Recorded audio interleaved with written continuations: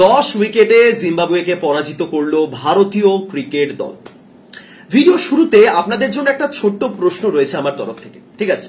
এবং এই প্রশ্নটার উত্তর আপনি নিজের মন থেকে দিন, দলের কথা ভেবে, স্পিরিটের কথা ভেবে, সেই সব নয়, জাস্ট নিজের মন থেকে একটা অনেস্ট অ্যান্সার দিন, ঠিক আছে? এই যে যশস্বী জয়সওয়াল আজ সেঞ্চুরিটা কমপ্লিট করতে পারলেন না, একটা সেঞ্চুরির সিচুয়েশন তৈরি হয়েছিল, 93 রানে গিয়ে থেমে গেলেন শেষ পর্যন্ত। একটা সময় মনে হচ্ছিল তিনি সেঞ্চুরির জন্যই খেলছেন, সেঞ্চুরি করার লক্ষ্য তার, সেঞ্চুরিটা করতে পারলে অবশ্যই খুশি হবেন, একটা সময় মনে হচ্ছিল। কিন্তু শেষ দিকে গিয়ে আমরা দেখলাম যে শুভমান গিল তিনিও মারতে শুরু করলেন এবং জয়সওয়াল জাস্ট একটুর জন্য সেঞ্চুরির আগে গিয়ে থেমে গেলেন। এবার আপনাদের উদ্দেশ্যে আমার প্রশ্নটা এটাই যে ওই যে জয়সওয়াল ওই সেঞ্চুরির আগে গিয়ে থেমে গেলেন, ওই জায়গাতে দাঁড়িয়ে আপনার কি কোথাও না কোথাও গিয়ে খারাপ লাগছিল জয়সওয়ালের জন্য? মনে হচ্ছিল যে গিল চাইলেই জয়সওয়ালকে সেঞ্চুরিটা করাতে পারতেন, গিল তো দলের ক্যাপ্টেনও বটে, ইভেন জয়সওয়ালের চেয়েও সিনিয়র। এই জিনিসটা কি আপনার মনে হয়েছে? দেখুন, মনে না হওয়ার কোনো কারণ নেই। আমরা ভালো খেলা পছন্দ করি, যখন কোনো প্লেয়ার ভালো খেলেন, কিছু ডিজার্ভ করেন যারা, সেই জায়গাতে দাঁড়িয়ে আমরা চাই যে না, সেঞ্চুরিটা হোক। তো এই জায়গাতে কি আপনার কি কোথাও মনে হয়েছে যে জয়সওয়ালের সেঞ্চুরিটা হতে পারতো? ক্যাপ্টেন হিসেবে গিলের এই দায়িত্বটা ছিল যে সেঞ্চুরিটা কমপ্লিট করানো। হতেই পারে, এই জিনিসটা মনে হতেই পারে, কিন্তু আপনাদের একটা কথা বলি, ঠিক আছে? এই যে এই বর্তমানে ভারত সিরিজ খেলছে জিম্বাবুয়ের সঙ্গে, এরপরে খেলবে শ্রীলঙ্কার সঙ্গে। আগামী দিনে এই ভারতীয় দলে এই কোন প্লেয়ারের অ্যাচিভমেন্ট, প্লেয়ারের পার্সোনাল অ্যাচিভমেন্ট, প্লেয়ার নিজের জন্য খেলা, এই জিনিসগুলো না খুব তাড়াতাড়ি ভারতীয় দল থেকে বা ভারতীয় ক্রিকেট থেকে বন্ধ হতে চলেছে। আমি আবারও বলছি, অবশ্যই আমরা চাই যে কোনো প্লেয়ার কোনো অ্যাচিভমেন্ট, কোনো মাইল ফলক তার সামনে দাঁড়িয়ে আছে, সেটা তারা অ্যাচিভ করুন, ডিজার্ভ করে। কিন্তু এই মুহূর্তে দাঁড়িয়ে ভারতীয় দলের যে কন্ডিশন, ভারতীয় দলের যিনি কোচ, যিনি ক্যাপ্টেন, তাদের থেকে কিন্তু এই পার্সোনাল অ্যাচিভমেন্টের জিনিসটা আমরা আর এক্সপেক্ট হয়তো আর করতে পারবো না। গৌতম গম্ভীর ভারতের কোচ হয়ে গেছেন, পরবর্তী সিরিজ থেকে তিনি চলে আসছেন কোচ হিসেবে, এবং ভারতের টি-20 দলের নতুন ক্যাপ্টেন হলেন হার্দিক পান্ডিয়া। এবং দুজনের মধ্যেই এই প্রবণতাটা রয়েছে যে এই প্লেয়ার নিজের জন্য খেলছেন, এই জিনিসটার কোনো ভ্যালুই নেই। তুমি খেলো, দলের জন্য খেলো, তাতে তোমার সেঞ্চুরি মিস হয়, হাফ সেঞ্চুরি মিস হয়, তোমার হ্যাট্রিক মিস হয়, তোমার 5 উইকেট মিস হয়, ডাজন্ট ম্যাটার। তুমি দলের জন্য খেলছো এবং দল জিতলেই সেটা সবচেয়ে বড় অ্যাচিভমেন্ট। গৌতম গম্ভীরের মধ্যে এটা বহুদিন ধরে রয়েছে। গৌতম গম্ভীর বরাবরই বলে আসেন যে আমি টিমের জন্য করি, টিম জিতলেই হলো, টিমের জন্য, এবং এটা তো অবশ্যই। কিন্তু কিছু ক্ষেত্রে গিয়েও মনে হয় যে টিম তো জিতছে, কিন্তু আমার যদি পার্সোনাল একটা অ্যাচিভমেন্ট হয়ে যায়। হার্দিক পান্ডিয়া তো এটা বরাবরই করেছেন। সে মনে আছে ওয়েস্ট ইন্ডিজ সিরিজে এই জিনিসটা নিয়ে হার্দিককে প্রচুর ট্রোল করা হয়েছিল একটা সময়। ইভেন আপনি ট্রোল করতেই পারেন, না করার কিছু নেই। ওই সিচুয়েশনে দাঁড়িয়ে ক্যাপ্টেন হার্দিক পান্ডিয়ার মধ্যে সেই লিডারশিপ ব্যাপারটা ছিল না। হার্দিক পান্ডিয়া সে ওয়েস্ট ইন্ডিজ সিরিজে 2023-এর কথা বলছি, তিনি তিলক বর্মাকে একটা হাফ সেঞ্চুরি কমপ্লিট করতে দেননি, তার আগে একটা ছক্কা মেরে তার হাফ সেঞ্চুরিটা আর কি আটকে গেছিল। যাই হোক, সুতরাং হার্দিক গম্ভীর এই জুটিটা যখন থেকে টি-20 ক্রিকেটে আসছেন, এই পার্সোনাল অ্যাচিভমেন্ট গুলো হয়তো আর আমরা দেখতে পাবো না। এই কথাটা আমি এই কারণেই বললাম, কারণ জয়সওয়ালের মুখটা দেখে মনে হচ্ছিল জয়সওয়াল খুব রেগে গেছিলেন, দুঃখ পেয়েছিলেন এমনটা না, কিন্তু মুখটা দেখে মনে হচ্ছিল এই সেঞ্চুরিটা হলো না। নিশ্চয়ই তাদের মধ্যে একটা আন্ডারস্ট্যান্ডিং রয়েছে, তারা কথা বলে নিয়েছেন। জয়সওয়ালকে বলি হয়তো গিল ওই শটগুলো মেরেছেন, সেসব করে আমার কোনো প্রশ্ন নেই। বাট জয়সওয়ালকে দেখে মনে হচ্ছিল এই সেঞ্চুরিটা যদি হতো। বাট যাই হোক, দিনের শেষে জয়টাই বড়, এবং 10 উইকেটে যখন জয়, এমন নয় যে জয়সওয়াল সেঞ্চুরি মিস করলে কখনো কষ্ট পান। জয়সওয়ালকে এর আগেও আমি দেখেছি এরকম সিচুয়েশনে। আইপিএলে কলকাতা ভার্সেস রাজস্থান রয়্যালসের একটা ম্যাচ ছিল 2023 আইপিএলে, যখন যশস্বী জয়সওয়াল 98 রানে অপরাজিত ছিলেন শেষ পর্যন্ত। ম্যাচ রানটা চেস করতে নেমে সেদিন তিনি 13 বলে হাফ সেঞ্চুরি করেছিলেন। সেই ম্যাচটা শেষ পর্যন্ত 98 রানে তিনি অপরাজিত ছিলেন, দলকে জিতিয়েছিলেন। এবং এই 98 রানের মাথাতে যখন দলকে জেতালেন, সেই জায়গাতে দাঁড়িয়ে হেলমেট আর ব্যাটটা খুলে সেঞ্চুরি যেরকম সেলিব্রেশন সবাই করে সেরকমই করেছিলেন। সুতরাং জয়সওয়াল এতে কষ্ট পান না, বাট স্টিল মনে হচ্ছিল যে তার মুখটা দেখে একটু তো এরকম লাগছে যে যদি সেঞ্চুরি হতো। বাট এবার থেকে টিম গেম ইম্পর্টেন্ট, টিম জিতলে সেটাই ইম্পর্টেন্ট। সুতরাং এটা আমি জাস্ট আপনাদের বলে রাখলাম, কারণ আগামী দিনে এই জিনিসটা কিন্তু আমরা দেখতে চলেছি, ঠিক আছে? এবার ম্যাচের কথায় যদি আসি, ভারতীয় নির্বাচকরা আসলেই কিন্তু চাপে পড়ে গেলেন। ভারতীয় নির্বাচকরা আসলেই চাপে পড়ে গেলেন যে কোন দুজনকে ওপেনার সিলেক্ট করবো ভাই। একদম খুব টাফ সিচুয়েশন এই মুহূর্তে ভারতীয় নির্বাচক অ্যাকচুয়ালি ম্যানেজমেন্টের জন্য। নির্বাচকরা তো 4 জনকেই সিলেক্ট করে দেবেন, কিন্তু ম্যানেজমেন্ট এবার কনফিউজ হয়ে যাবে যে ভাই কোন দুজন আমাদের ওপেনার হবে। একটা সেট টিম 2026 টি20 বিশ্বকাপের জন্য আমরা কোন দুজনকে ওপেনার হিসেবে পাবো। অভিষেক শর্মা, শুভমান গিল, জয়সওয়াল এবং ঋতুরাজ গায়কোয়াড়। ঋতুরাজকে আমি আপাতত একটু ব্যাকফুটে রাখছি, কিন্তু ঋতুরাজ যে একদম এই হিসাবের বাইরে চলে গেছেন এমনটা না। অভিষেক শর্মা দ্বিতীয় ম্যাচে সেঞ্চুরি করলেন, আজ জয়সওয়াল প্রায় সেঞ্চুরি করেই ফেলেছিলেন এবং শুভমান গিল পরপর 2টো ম্যাচে হাফ সেঞ্চুরি করলেন। সুতরাং কেউ কাউকে 1 ইঞ্চি জমি ছাড়ছেন না। অভিষেককে যে মুহূর্তে 3 নম্বরে পাঠানো হলো, গিল এবং জয়সওয়াল এসে বলে দিলেন যে না, আমরা ওপেনিং করতে চাই, আমরা ওপেনিং করতে এসেছি। গিলকে একটা সময় মনে হচ্ছিল যে না, গিলের দরকার নেই, গিল ইনিংসটা খুব স্লো খেলছেন, বিল্ড আপ করতে পারছে না। বাট গিল পরপর 2টো ম্যাচে যে সিচুয়েশনে যে ব্যাটিংটা করলেন সেটাও কিন্তু গুরুত্বপূর্ণ। আগের ম্যাচে ভালো খেলেছেন, আজকের ম্যাচও হাফ সেঞ্চুরি। কে হবেন এই 3 জনের মধ্যে 2 জন ওপেনার, সেটা নিয়ে কনফিউশন যেমন রয়েছে, তেমনই আপনি ঋতুরাজ গায়কোয়াড়কেও কিন্তু বাদ দিতে পারেন না। কেন বলছি, ঋতুরাজ গায়কোয়াড় কিন্তু এই মুহূর্তে ভারতের টেস্ট দলে নেই। আবারও আমি এই জিনিসটা আমি আগেও বলেছিলাম, আবারও বলছি, জয়সওয়াল এবং গিল তারা দুজন ভারতের টেস্ট দলের প্লেয়ার। জয়সওয়াল টেস্ট টিমে খেলবেন, শুভমান গিল 3টে ফরম্যাটেই খেলছেন এই মুহূর্তে। সুতরাং এমন একটা সিচুয়েশন আসবে যখন এই দুজন টেস্ট খেলার চক্করে কোনো না কোনো সিরিজ থেকে বিশ্রাম পাবেন, আমি গ্যারান্টি দিয়ে বলতে পারছি।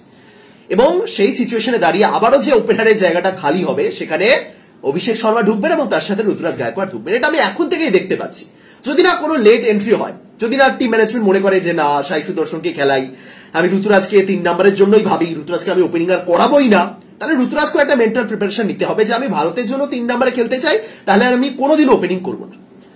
কিছু ক্ষেত্রে গিয়ে লোকেশ রাহুল এই জিনিসটা বুঝে উঠতে পারেননি। লোকেশ রাহুল শোনা যাচ্ছিল আইপিএলে তিনি মিডল অর্ডারে খেলবেন।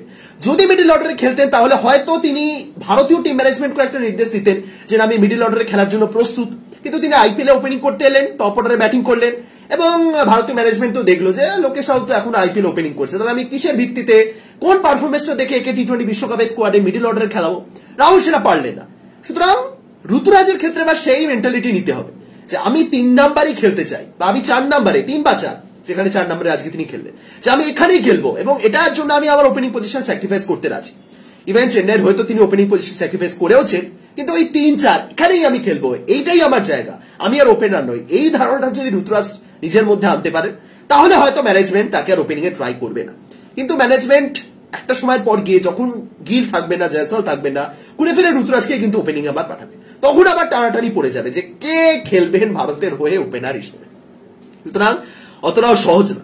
4 জনই ভালো, 4 জনই দেখুন, প্রত্যেকের মধ্যে কিছু না কিছু ভুল ত্রুটি রয়েছে, 19-20 সবাই থাকেন, কিন্তু 4 জনই এই মুহূর্তে দাঁড়িয়ে কোহলি রোহিত চলে যাওয়ার পর সেই জায়গাটা পূরণ করার জন্য অ্যাটলিস্ট প্রত্যেকে সমানভাবে লড়ছেন, এটাই সবচেয়ে ইম্পর্টেন্ট ব্যাপার। প্রথম ম্যাচে যে জিনিসটা দেখা গেছিল সেটা খুবই একটা অড ব্যাপার। একটা বিশ্ব চ্যাম্পিয়ন দলের, সে যতই তুমি বিশ্বকাপে খেলোনি, তাও তো তোমার একটা সেই তাগিদটা তো থাকা দরকার, তুমি বিশ্ব চ্যাম্পিয়ন হিসেবে নামছো, সেই জায়গা থেকে মিসিং ছিল। বাট এই মুহূর্তে দাঁড়িয়ে বলা যেতে পারে প্রত্যেকে লড়ছে, প্রত্যেকে ওই জায়গাটা পাওয়ার জন্য লড়ছে, এর চেয়ে বড় আর কি হতে পারে। তাহলে কোন দুজনকে আপাতত খেলানো হবে সেই হিসাব তো আপনারা বুঝতেই পারছেন, গিল এবং জয়সওয়াল। আমি আগের দিনই বলেছিলাম যে জয়সওয়ালকে আপনি এই লিস্টের বাইরে রাখতে পারেন না। অভিষেক দারুণ একটা সেঞ্চুরি করেছেন বটে, কিন্তু এই লিস্টে 1 নম্বরে এখনো জয়সওয়াল রয়েছে। জয়সওয়াল তার সাথে গিল অথবা অভিষেক। এবার ম্যানেজমেন্ট তো গিলের উপরই ভরসা রাখছে, ম্যানেজমেন্ট এটাই ভাবছে যে না, গিলই খেলবেন, গিলকে ক্যাপ্টেন্সিও দেওয়া হয়েছে, সুতরাং ঠিক আছে। বাট অভিষেক শর্মা কিন্তু খুব একটা পিছিয়ে নেই, এবার দেখা যায়, এবার বাকিটা তাদের উপর। এবার একটা লড়ে দলে ঢুকবো এরকম টাইপের ব্যাপার। 2022 সালে যখন ভারত বাংলাদেশের সিরিজ খেলতে গেছিল, ওই সময়টা একটু মনে আছে আপনাদের, তখন গিলকে ছাড়িয়ে ঈশান কিষান ছুটছেন, ডাবল সেঞ্চুরি ওডিআই ক্রিকেটে রেকর্ড, ডাবল সেঞ্চুরি করে ফেলেছেন। সেই সিচুয়েশনে দাঁড়িয়ে গিল টিমে জায়গা পাবেন কিনা সেই নিয়ে একটা প্রশ্ন চিহ্ন ছিল। প্রথমত টি20 স্কোয়াডে তিনি ছিলেন না এবং ওডিআই স্কোয়াডেও তার থাকা নিয়ে একটা প্রশ্ন উঠেছিল। সেই সময় গিল কিন্তু সেই টপ ফর্মের গিল নয়, ছিলেন না। তারপরে গিল দেখালেন, ঈশান কিষান ডাবল সেঞ্চুরি করলেন, কয়েকদিনের মধ্যে গিল একটা ডাবল সেঞ্চুরি করে গেলেন, টি20 ক্রিকেটে গিল সেঞ্চুরি করলেন। সুতরাং এই জায়গাটা খিদে যে না, আমি ওকে সরিয়ে টিমে ঢুকবো, সেই জিনিসটা আবার প্রত্যেকের মধ্যে দেখাতে হবে। টিম নেই, একটা নতুন ক্যাপ্টেন। যতই হার্দিক পান্ডিয়াকে নিয়ে বিগত কয়েক মাসে প্রচুর প্রশংসা করা হোক, এই মুহূর্তে দাঁড়িয়ে আমি কিন্তু স্টিল হার্দিকের ক্যাপ্টেন্সি নিয়ে এখনো একেবারে পুরোপুরি 100% কনফিডেন্স যেটাকে বলে যে হার্দিক থাকলেই জিতবো, বার করে দেবেন, সেই জিনিসটা কিন্তু আমি পাচ্ছি না। এবং এর পিছনে লজিকও রয়েছে। মুম্বাই ইন্ডিয়ান্সকে লাস্ট আইপিএল সিজনে তিনি সেই নেতৃত্বটা দিতে পারেননি। ভারতের হয়ে তিনি যে লাস্ট টি20 সিরিজে নেতৃত্ব দিয়েছিলেন ওয়েস্ট ইন্ডিজ সিরিজে 2023, সেই সিরিজে ভারত হেরেছিল, মনে আছে? ওয়েস্ট ইন্ডিজে গিয়ে ভারত একটা টি-20 সিরিজ খেলেছিল 5 ম্যাচের, সেই সিরিজে ভারত হেরেছিল। সুতরাং হার্দিককে কিন্তু এখনো ক্যাপ্টেন হিসেবে বা লিডার হিসেবে নিজেকে মডিফাইড করতে হবে। মুম্বাই ইন্ডিয়ান্সে যে জিনিসটা ঘটেছে কেউই চান না সেটা ভারতীয় দলে ঘটুক, এবং তার জন্য হার্দিককে আপডেট করতে হবে। এবার বাকিটা তো দেখুন, ভালো প্লেয়ার সবাই হয়, কিন্তু লিডারশিপ একটা জন্মগত ব্যাপার, বর্ন লিডার যেটাকে বলে না, সেটা হার্দিকের মধ্যে নেই। এটা নিয়ে আপনার কোনো মানে দ্বিমত প্রকাশ আপনি করতে পারেন না। কিন্তু বর্ন লিডার তুমি নও, কিন্তু সেই লিডারশিপ কোয়ালিটি তোমার মধ্যে আসতেই পারে, একটা সময় পর গিয়ে তুমি অ্যাডাপ্ট করতেই পারো। সেই জিনিসটা হার্দিককে আনতে হবে, দ্যাটস ইট। হার্দিক যথেষ্ট ভালো প্লেয়ার, কিন্তু লিডার হার্দিককে এখনো কিন্তু আমাদের দেখা বাকি আছে। ম্যাচের সম্পর্কে যদি বলি, আলাদা করে কি বলবো, ম্যাচের সম্পর্কে বলার আগে একটু ছোট্ট করে আপনাদের মনে করিয়ে দিই যে আজ রাত্রিবেলা রাত 9টা থেকে ভারত এবং পাকিস্তানের মধ্যে ম্যাচ রয়েছে। এবার অনেকে বলবেন পাকিস্তান কোথা থেকে চলে এলো, যারা খেলা দেখছেন তারা জানেন যে ওয়ার্ল্ড চ্যাম্পিয়নশিপ অফ লেজেন্ডস যে টুর্নামেন্টটা চলছে 6টা দলের মধ্যে, সেই 6টা দলের মধ্যে আজ ইন্ডিয়া চ্যাম্পিয়ন্স এবং পাকিস্তান চ্যাম্পিয়ন্স ফাইনালে উঠেছে। ফাইনালে এই দুটো দল পরস্পরের মুখোমুখি হবে। ভিডিও শেষে ছোট্ট করে বলবো আজকের ম্যাচ সম্পর্কে যদি বলি, ব্যাটিং তো খুবই ভালো হয়েছে, জয়সওয়াল এবং গিল খুব ভালো ব্যাটিং করছেন, আলাদা করে কিছু বলার নেই। দুজনেরই অফসাইডে শট খেলার প্রবণতা খুব ভালো রয়েছে, যেটা অ্যাকচুয়ালি তাদেরকে আরো বেটার করে দেবে। কারণ আপনি যত ভালোই শটই সিলেকশন করুন না কেন, আপনি যদি একটু বেশি লেগ সাইডের উপর নির্ভর করেন, তাহলে একটা সময় পর গিয়ে আপনার মানে দুর্বলতা বিপক্ষ দল খুঁজে বার করে নেবে, এটা একদম সিম্পল। সুতরাং অফসাইডে দুজন খুব ভালো খেলছেন, ড্রাইভ করার খুব ভালো প্রবণতা রয়েছে। এবং একটা জিনিস খেয়াল করেছেন, 100 রান আজকে বোর্ডে উঠে গেছিল, আজকে 100 রান বোর্ডে উঠে গেছিল, কিন্তু গিল বলুন জয়সওয়াল বলুন কেউ সেঞ্চুরি অব্দি কেউ ছক্কা একটাও মারেনি, মানে ছক্কা মারার প্রয়োজনীয়তাই তারা বোধ করেননি সেখানে। যখন সুন্দর বল ব্যাটে আসছে তখন আমি 4-এর উপরে নির্ভর করি, এমন তো নয় যে ছক্কা মারতেই হবে না হলে রান, সেই সব কিছু নয়। খুব সুন্দরভাবে তারা 100 রান করে দিয়েছিলেন, কিন্তু সেই সময় তারা কিন্তু একটাও ছক্কা মারার চেষ্টা করেনি। পরের দিকে গিয়ে জয়সওয়াল ছক্কা মারলেন। সুতরাং এটাও একটা ভালো দিক যে না, একমাত্র শট আমার কাছে ছক্কা সেটা নয়, আমি সিচুয়েশন অনুযায়ী খেলতে পারি, যদিও সেরকম সিচুয়েশন ছিল না। আর কি ব্যাটিং নিয়ে সেরকম কিছু বলার নেই, ভালো ব্যাটিং হয়েছে। বোলিং এর কথা যদি বলি, আজকে ডেবিউ করলেন তুষার দেশপান্ডে, কিন্তু সিম্পল যদি বলি, তুষার দেশপান্ডে এখনো কিন্তু রেডি নন। ভারতীয় ক্রিকেট দলে এই যে এত অপশন রয়েছে, বুমরা নেই, সিরাজ নেই, হর্ষদীপ সিং নেই, মুকেশ কুমার আজকে খেলেননি, আবেশ খান নেই, সেই জায়গাতে দেশপান্ডে সুযোগ পেয়েছেন। বাট এটুকুনি একদম আপনি কনফার্ম বলতে পারেন দেশপান্ডে রেডি নন, সিম্পল। আপনি দেশপান্ডেকে হুটপাট রোল করলেও মুশকিল, সবে প্রথম ম্যাচ খেলছেন, কিন্তু বোঝা যায় যে এই প্লেয়ারটা এখন ভারতীয় দলে আসার জন্য কি প্রস্তুত নয়। এবং এই জায়গাতে আমি একটা সিম্পল জিনিস বলতে পারি যে দেশপান্ডের একজন লিডার চাই।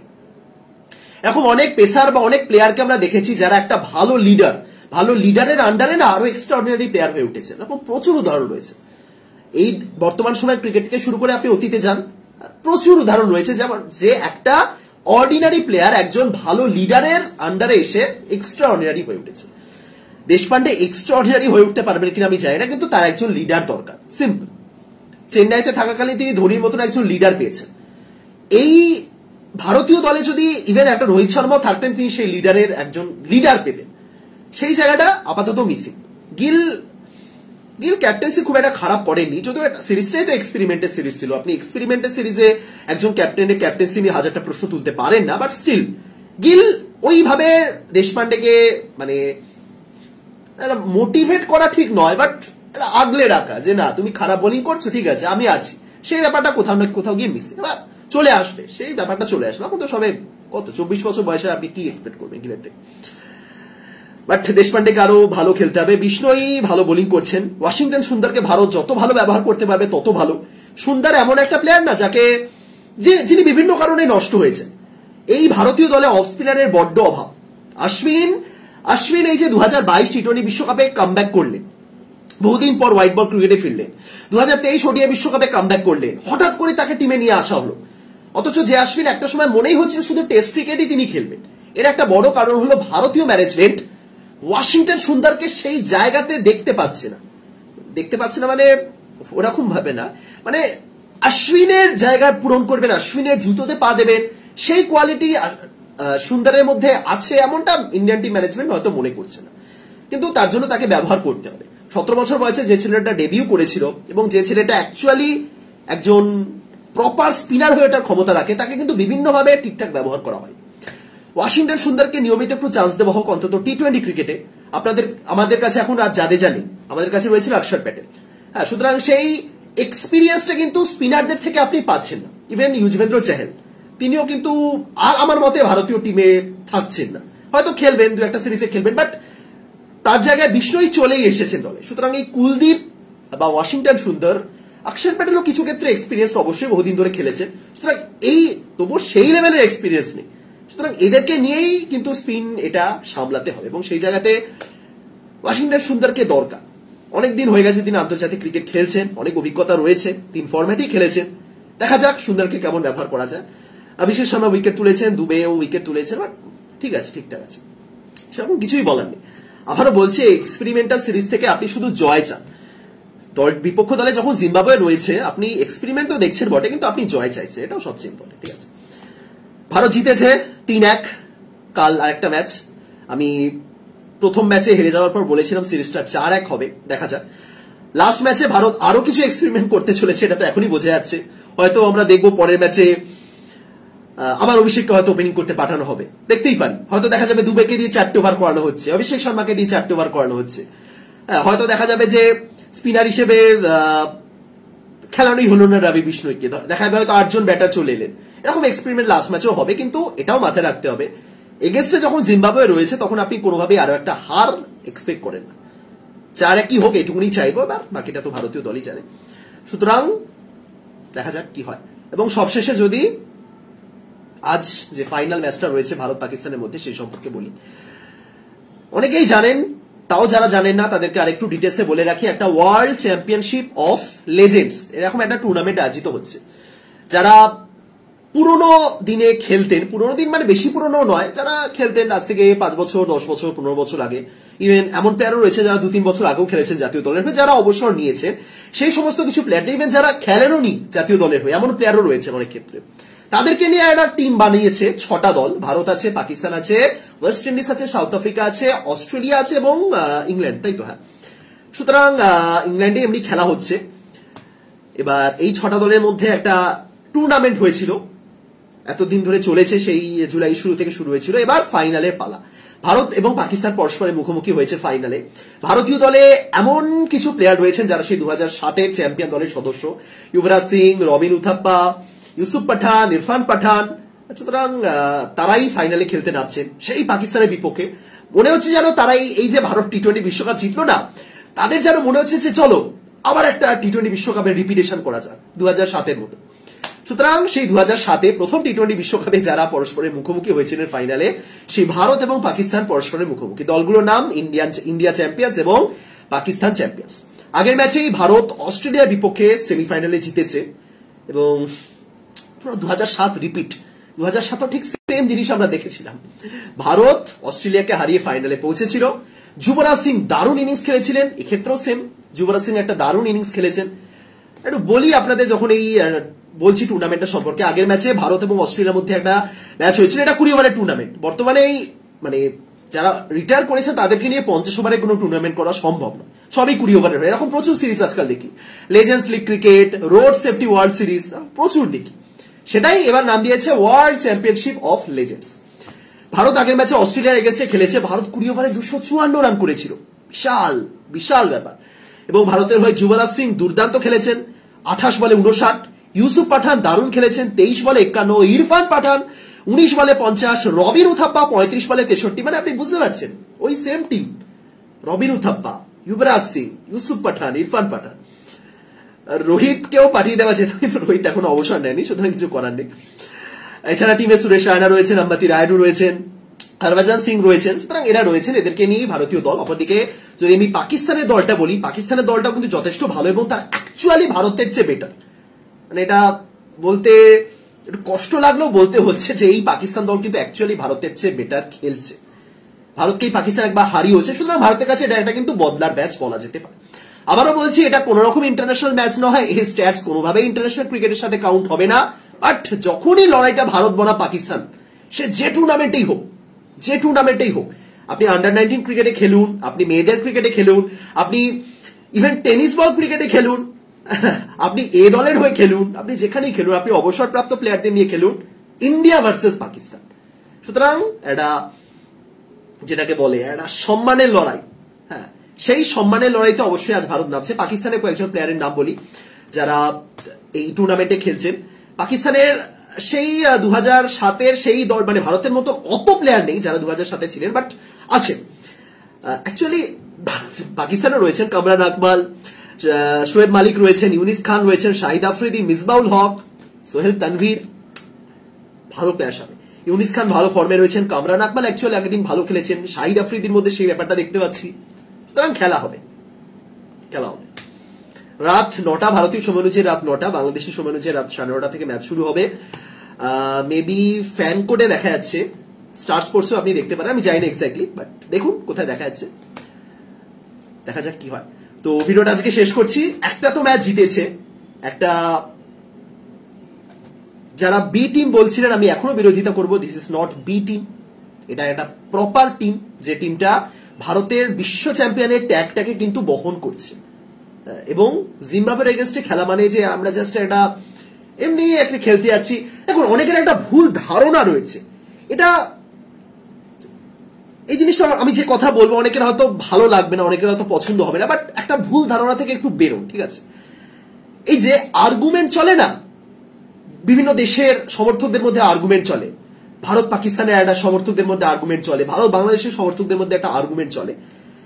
এই জায়গাতে দাঁড়িয়ে যখনই ভারতীয় দলের এগেনস্টে বা বিসিসিআই বাদ দিন, বিসিসিআই নিয়ে ইম্পর্টেন্ট নয় এখানে, বাট ভারতীয় দলের এই যে হেরে গেল সেই এগেনস্টে যখন সবাই ট্রোল করছেন, এই জায়গাতে ডিফেন্ড করার জন্য এমন অনেক কিছু আমরা বলে ফেলি যেগুলোর কোনো লজিক নেই। ডিফেন্ড অবশ্যই করুন, আপনি হাজারবার ডিফেন্ড করুন, আপনি নিজের দলকে ডিফেন্ড করবেন না তো কাকে করবেন, বাট কিছু জিনিস যেগুলো ইললজিক্যাল সেই জিনিসগুলো বলবেন না। এরকম একটা ইললজিক্যাল ব্যাপার আমি রেগুলার দেখি, যে this is power of BCCI. এই লাইনটার মানে কি? এই লাইনটার মানে কি বলুন আপনি? This is power of BCCI মানে বিসিসিআই পাওয়ার, এটাই বিসিসিআই পাওয়ার। ইয়েস, বিসিসিআই পাওয়ার আছে, আমরা যা খুশি তাই করবো। বিসিসিআই পাওয়ার কি? বিসিসিআই পাওয়ার বলে কিছুই নেই। পাওয়ার অফ বিসিসিআই মানেটা কি? এটা পুরো মিথ যাকে বলে। বিসিসিআই প্রথমত সেরকম কোনো পাওয়ার নেই। আপনি যদি মনে করেন যে হ্যাঁ বিসিসিআই যা চাইবে আইসিসিও সেটা মেনে নেবে, সেই জিনিসটাই, সেই ব্যাপারটাই নেই। প্রথমত আইসিসি, বিসিসিআই আইসিসির উপর জোর খাটাচ্ছে, এই জিনিসটা যারা মনে করেন না বা যারা ভাবেন, তারা হয়তো কিছু ক্ষেত্রে ব্যাপারটাকে সেই জিনিসটা ভেবেই বলেন, বাট প্রথমত আইসিসি তারা সবার আগে বিসিসিআই সুবিধাটা দেখে। বিসিসিআই আইসিসিকে একদম মানে আটকে রেখে বন্ধ করে এই করো ভারতের পক্ষে এই সিদ্ধান্তটা, এমনটা নয়। আমি এটা ওই টি-20 বিশ্বকাপে যে জিনিসগুলো নিয়ে বিতর্ক হয়েছে সেই জিনিসের পরিপ্রেক্ষিতে বলছি, যে কেন ভারতীয় দলকে আগে থেকে সিডিং এর মধ্যে ফেলা হয়েছে, কেন ভারতীয় দলকে এই ভেন্যুটাই দেওয়া হয়েছে, কেন এই জিনিসটা করা হয়েছে, কেন ভারতের সমস্ত ম্যাচ রাত্রিবেলা, মানে ভারতের সময় অনুযায়ী রাত্রিবেলা রাখা হয়েছে, এই জিনিসগুলো বলা হচ্ছিল। আইসিসি টাকা চায়, আইসিসি একটা অর্গানাইজেশন যাদের দিনের শেষে টাকা চাই, যাদের দিনের শেষে লাভ চাই, এত আমার লাভ চাই, নয়তো আমি কি করবো একটা টুর্নামেন্ট রান করে। ক্রিকেট, আপনাদের একটা কথা বলি, ঠিক আছে, এই যে বিভিন্ন দেশের ক্রিকেট বোর্ড, বিভিন্ন দেশে, এটা শুধুমাত্র বিসিসিআই বলে না, এটা বিভিন্ন দেশের ক্রিকেট বোর্ড, তারা যে পরিমাণ টাকাটা পাচ্ছে না, আমি শ্রীলঙ্কার এক্সাম্পল দিচ্ছি। শ্রীলঙ্কা বর্তমানে তাদের আর্থিক পরিস্থিতি খুব একটা ভালো নয়। শ্রীলঙ্কাকে অনেকেই বলে থাকেন যে একেবারে দেউলিয়া হয়ে গেছে, এবং শ্রীলঙ্কার সেটা প্রবলেম। কিন্তু বিশ্বাস করুন, শ্রীলঙ্কান ক্রিকেট বোর্ডের যে টাকা রয়েছে, যে অর্থ রয়েছে, যেটা আইসিসি লভ্যাংশ থেকেই আসে, আইসিসি যত লাভ করবে বোর্ডগুলো তত কিন্তু লাভ পাবে, সে একটা শেয়ার পাবে, সবাই ইকুয়ালি পাবে না। যে দেশ যত আর্ন করছে, যে দেশ যত টাকা রোজগার করিয়ে দিচ্ছে আইসিসিকে, তার ভাগ পাবে। এবং এভাবে এই শ্রীলঙ্কান ক্রিকেট বোর্ডের কাছে যে টাকা আছে, শ্রীলঙ্কা যদি অ্যাকচুয়ালি ওই দেউলিয়া হয়ে যায় না, শ্রীলঙ্কার ক্রিকেট বোর্ডের কোনো ক্ষতি হবে না, এটাই ফ্যাক্ট। এবং আইসিসি এই টাকাটা পাচ্ছে, এবং সত্যি কথা বলতে এই টাকার ম্যাক্সিমামটাই আসছে বিসিসিআই থেকে। প্রত্যেকেই লাভটা কিন্তু শেয়ার হচ্ছে। আজ যদি নিউজিল্যান্ডের ক্রিকেট, আমি একদম বেসিক এক্সাম্পল দিই, ঠিক আছে, ধরুন ভারত আর নিউজিল্যান্ড ক্রিকেট বোর্ড আসলেই ছোট, তাদের সেরকম লভ্যাংশ নেই, সেই হিসেবেই বলছি। ধরুন নিউজিল্যান্ড 1 টাকা কন্ট্রিবিউট করলো, আমি একদম ছোট ভাবেই বলছি, নিউজিল্যান্ড ধরুন আইসিসির জন্য 1 টাকা কন্ট্রিবিউট করলো, যেখানে ভারত করলো 100 টাকা কন্ট্রিবিউট, ঠিক আছে, এবং আইসিসি দিনের শেষে পেল 1 লাখ টাকা, ঠিক আছে। এবার ভারত সেই 1 লাখ টাকার একটা শতাংশ তো ভারত পাবে, সেই 1 লাখ টাকার পার্সেন্টেজ ভারত পেয়ে গেল, যেটা ধরুন ভারতের ক্ষেত্রে হচ্ছে 1000 টাকা। ধরুন 10 এক্সট্রা 1000% লাভ হচ্ছে ভারতে, 100 টাকা ইনভেস্ট করলো, সেখান থেকে লভ্যাংশ অনুযায়ী তারা 1000 টাকা পেল। আমি জাস্ট এক্সাম্পল দিয়ে বলছি। নিউজিল্যান্ড কিন্তু যারা 1 টাকা মাত্র কন্ট্রিবিউট করেছিল সেখান থেকে তারা কিন্তু 10টা টাকা পাচ্ছে। আপনার হয়তো মনে হতে পারে ভারত 1000 টাকা পাচ্ছে সেখানে নিউজিল্যান্ড 10 টাকা পাচ্ছে, এটা তো অন্যায়। হ্যাঁ, এটা আপনি বলতে পারেন, কিন্তু এটাও ভেবে দেখুন নিউজিল্যান্ড যারা মাত্র 1 টাকা কন্ট্রিবিউট করেছিল তারাও 1 থেকে 10 অব্দি পৌঁছে যাচ্ছে। এই জিনিসটা কিন্তু আপনাদের মাথায় রাখতে হবে। সুতরাং এই করে আইসিসির যে আর্নিংটা আসছে সেখান থেকে প্রত্যেকটা বোর্ডের মধ্যে সমানভাবে বন্টন হয়ে যাচ্ছে। এবং এই কারণেই না আইসিসি তারা টাকা চায়।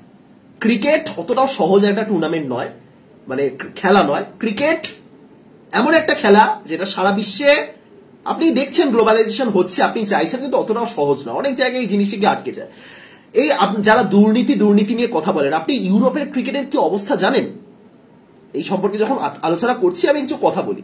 ইউরোপের ক্রিকেটের অবস্থা আসলেই খারাপ। আমরা ইউরোপের কটা দেশকে দেখছি, ইংল্যান্ডকে দেখছি, আয়ারল্যান্ডকে দেখছি, নেদারল্যান্ডসকে দেখছি, এরকম কয়েকটা দেশকে দেখছি, কিন্তু অ্যাকচুয়ালি আইসিসি চাইছে যে বিভিন্ন দেশের গ্রোথ হোক, কিন্তু সেই সমস্ত দেশগুলো আসলেই কিন্তু সেই গ্রোথটা করতে চাইছে না। আমি গত বছর একটা নিউজ দেখেছিলাম, কোন দেশ আমার অ্যাকচুয়ালি মনে নেই, সুতরাং আমি জোর করে নামটা বলছি না, কোনো একটা দেশ, ইউরোপের কোনো একটা দেশ, তাদের মেয়েদের দল একটা ম্যাচ খেলার কথা ভেবেছিল, পরিকল্পনা করেছিল। ঠিক আছে, একটা মাঠ রয়েছে, ইন্টারন্যাশনাল ক্রিকেট খেলার মতো মাঠ নয়, বাট খেলা যায়, ডোমেস্টিক খেলা যায়।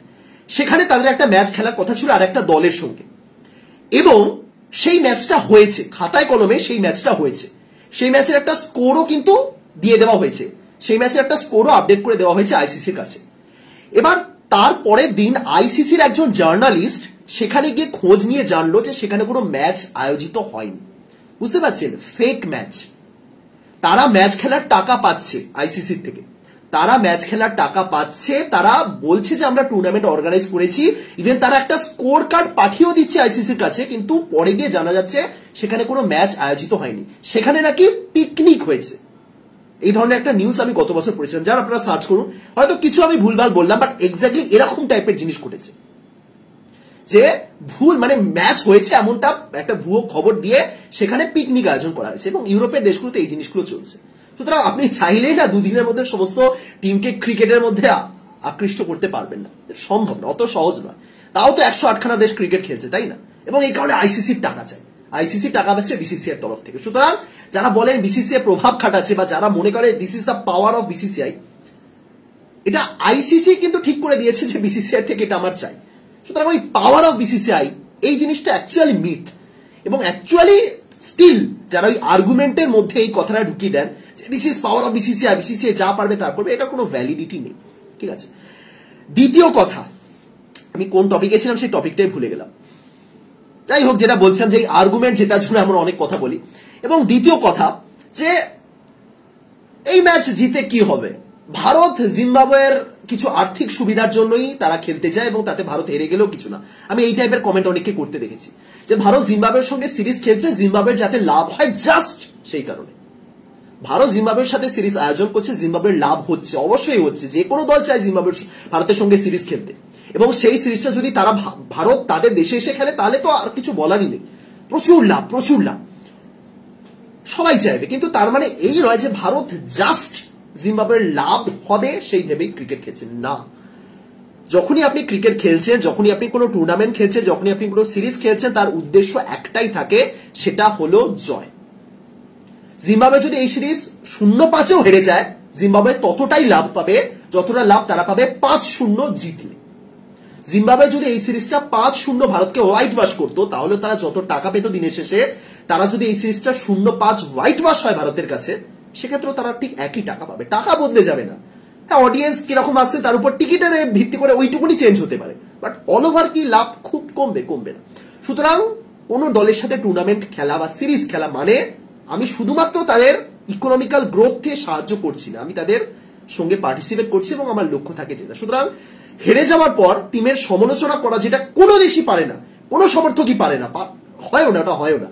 আজ ভারত হেরে গেল, আমি বুকে সমস্ত কষ্ট একদম সবকিছু চেপে চলো ভারতকে সমালোচনা করতে নেমে পড়লাম, সেটা হয় না, টেকনিক্যালি হয় না। কিন্তু হারটা অ্যাকসেপ্ট করতে জানতে হয় যে আজ আমরা হেরে গেছি, আজ আমাদের দিন ছিল না, এবং সেই হেরে যাওয়ার পর এই জিনিসগুলো নিয়ে কথা বলে। আপনি কমেন্টেটরদের দেখুন, আপনি বিশেষজ্ঞদের দেখুন, আমরা সাধারণ মানুষ বলে আমাদের মনে হচ্ছে এটা খুব টাফ। আপনি কমেন্টেটরদের দেখুন, তারা প্রফেশনাল, তারা প্রফেশনাল। কোন কমেন্টেটরকে আপনি দেখেছেন ফাইনাল ম্যাচ হেরে যাওয়ার পর বলতে ইটস ওকে, ফাইনাল ম্যাচ তো হেরে গেছে? খারাপ লাগে। সৌরভ গাঙ্গুলির চেহারাটা আমার এখনো চোখে মুখে ভাসে। 2019 বিশ্বকাপের সেমিফাইনালে যখন ধোনি আউট হলেন, সৌরভ গাঙ্গুলি চুপ। গাঙ্গুলি বুঝেছিলেন যে ভারত ওখানে ম্যাচটা হেরে গেছে। সুতরাং খারাপ লাগা আছে। এরকম প্রচুর এক্সাম্পল দেখেছি। ওয়াসিম আকরামের একটা ভিডিও দেখলাম, আমার এখনো খারাপ লাগে। কোন ম্যাচ আমি বলতে পারবো না, বাট পাকিস্তান খেলছিল সেদিন, কোন একটা টেস্ট ম্যাচ চলছিল, ওয়াসিম আকরাম জাস্ট চুপ। তিনি জাস্ট কি করবেন বুঝতে পারছেন না। 2-3 সেকেন্ড গোমরা মুখে থেকে মুখে একটু হাসি আনলেন, নিয়ে বললেন yes that's a good shot, that's a good win, এরকম কিছু একটা বললেন। সুতরাং সবাই কষ্ট পান, বাট দিনের শেষে ওই হারটা অ্যাকসেপ্ট করে ইনপুট দিতে হয় বা কিছু বলতে হয়। ব্রডকাস্টাররা সেটাই চান যে কেন হেরেছে, এবং সেটা নিয়ে সমালোচনা শুরু হয় যে দেখো কমেন্টেটর যে জীবনে হয়তো 10টা ইন্টারন্যাশনাল ম্যাচ খেলেছে, সে কোহলির ইনিংসের সমালোচনা করছে। বাট দিনের শেষে এটা ফ্যাক্ট, এটা আপনাকে করতে হবে। এবং আপনি হার স্বীকার করতে পারছেন, আপনি হার মানতে পারছেন, তার মানে আপনি অ্যাকচুয়ালি আবেগ এবং যে ফ্যাক্ট যেটা, তার মাঝে ওই সূক্ষ্ম ডিফারেন্সটা আপনি বুঝতে পেরেছেন। যাই হোক, ভারত জিতলো ম্যাচটা, কিছুক্ষণ পরেই শুরু হবে। ভিডিও বানাবো না মনে হয়, বাট পোস্ট হবে, আপডেট দেবো। তো ভিডিওটা এখানে শেষ করছি। কাল লাস্ট ম্যাচ জিম্বাবুয়ের সঙ্গে। আশা করি সবাই ভালো আছেন, ভালো থাকুন। দেখা হচ্ছে পরে ভিডিওতে। তাদের সঙ্গে টাটা।